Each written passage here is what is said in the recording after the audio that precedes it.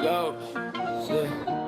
Claudiu zis ghepetul, maestru întâmplărie. Cu un Seat Ibiza, vis în parcare pustie.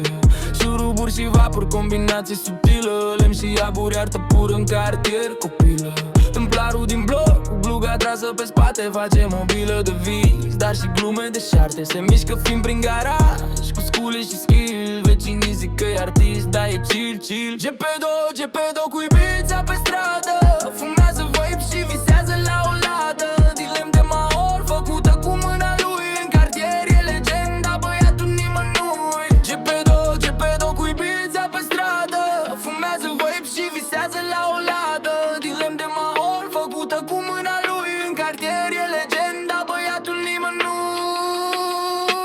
Scânduri pe bord, în mașină e atelier. Face drifturi prin parcare, dar cu flair de templar sever. Frână de mână, e cam bancuri fraiere. Zice Gepedo râzând, cu țigara în tăiere. Vecinii se strâng, privindu-l ca pe un mit. Un templar urban cu un vibe rafinat și fit. Șeful fa și mie o masă, întreabă Costel doar dacă îmi dai benzină să ies pe cartel. Gepedo cu Ibiza pe stradă.